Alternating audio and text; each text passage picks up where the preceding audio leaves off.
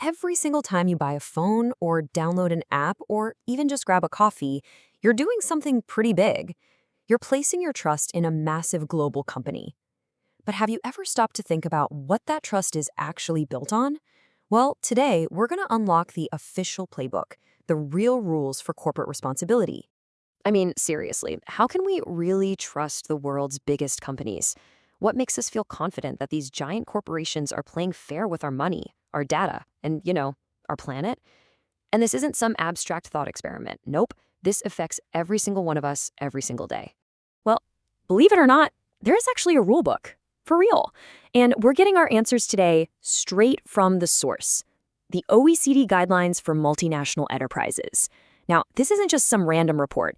This is a super powerful document where dozens of governments came together and agreed on a high bar for how they expect companies to act. And really, it all boils down to three main ideas, three core pillars. All right, so let's get into it. Pillar number one, and honestly, this is the foundation for everything else, radical transparency. I mean, think about it. You can't have trust in the dark, right? It all starts with a company being willing to open up the books and show the world what's really going on. Not just the good stuff, but the challenges and their true impact too. And wow, has the definition of transparency changed? It's not what it used to be. A decade ago, it was basically enough for a company to just post its financial numbers, the bottom line. But now, the game has completely changed. The new expectation is so much bigger. Companies now have to disclose their sustainability impacts. We're talking their real-world effects on people, on the planet, on society. It's not just about the financial health of the company anymore. It's about the health of our world. So what does that actually look like in the real world? Well, it means they've got to tell the whole story. We're talking financials, of course, but also their bigger goals, especially around sustainability.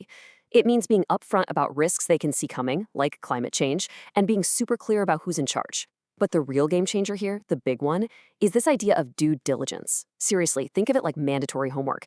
It's a company having to actively find, fix, and report on any bad stuff happening in their supply chains or operations before it blows up into a huge scandal.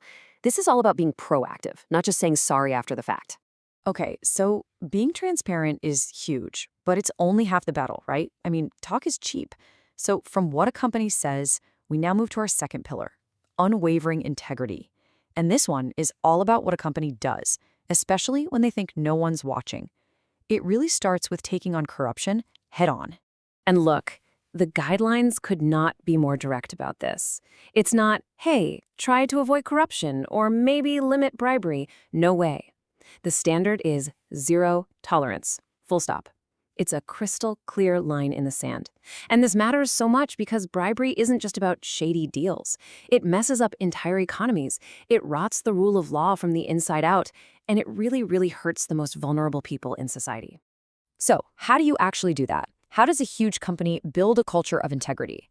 Well, the OECD basically gives them a playbook. Step one, figure out your risks. Where in your business or where in the world are you most likely to run into trouble? Then you build systems, internal controls to prevent and catch it.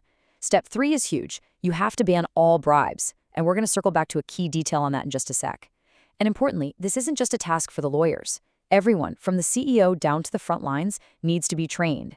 And then it all comes full circle, right back to transparency. You've got to report on the programs you have in place to fight corruption. Okay, remember I mentioned a crucial detail about bribes? Here it is. The guidelines are super specific that even small acts of corruption are totally off limits. They call them small facilitation payments. And what are those? Well, think of it like slipping a government clerk a little cash to move your permit to the top of the pile, basically paying to jump the queue. It might sound like no big deal, but it's a slippery slope. It normalizes corruption and makes the whole system unfair. So the OECD is clear. They have to be banned. Period. All right, so let's recap. We've got a company that's transparent about its impact and it acts with integrity, even behind closed doors. But how does all that internal stuff actually affect us, you and me? That brings us right to our third and final pillar. The consumer comes first. This is where the rubber meets the road, where all those internal rules and values have to prove themselves out in the real world. And at its core, this whole framework boils down to a few simple but really powerful promises that companies are making to you.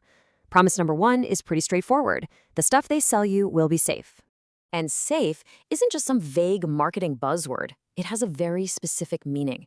It means the product meets every single legal health and safety standard. It means there's no unreasonable risk when you use it like you're supposed to. And get this, even in ways the company should have known you might use it. And of course, it means you get clear health warnings and all the safety info you need. Okay, on to promise number 2. This one's all about information. You have a fundamental right to know exactly what you're buying. The info you get has to be clear, it has to be honest, and it has to be enough for you to actually make an informed choice. And this right to know covers a lot of ground. The information has to be accurate and something you can actually check. It needs to include everything: the price, what's in it, how to use it safely, and even how to get rid of it responsibly. And I love this part. It has to be in plain, accessible language, no confusing legal jargon. And it goes without saying, it can't be deceptive, misleading, or just plain fraudulent. And finally, we've got promise number 3. And in today's world, oh man, this one is more important than ever. It's the promise that your personal information, your data, will be protected. So when a company collects your data, it's got to be lawful, transparent, and fair. And you, the consumer, must have a real say, a real choice in how it's all used. They also make it super clear that companies shouldn't use what are called dark patterns. You know, those sneaky, tricky website designs that try to manipulate you into agreeing to something you didn't want to. Yeah, those are a no-go. Because at the end of the day, your privacy isn't just something to be traded away. It's a fundamental right that has to be protected. Okay, so we've covered the 3 pillars: being radically transparent, having unwavering integrity, and putting the consumer first. So let's bring this all home and ask the big question. Why does any of this framework actually matter? Because look, this is so much more than just some boring corporate checklist. It's a global standard for trust that literally impacts your life every day. It shapes the safety of the products you bring into your home. It affects the honesty of the ads you see. It determines how secure your data is online. It even touches the ethics of the companies that your retirement savings might be invested in. It's basically the blueprint for a global economy we can all actually believe in. But all of this leaves us with one last, really critical question. If these are the rules of the game, then who are the referees? I mean, who actually holds these giant companies accountable when they break the rules? That is a huge question about enforcement, and it's a topic for another day. Thanks for diving in with us.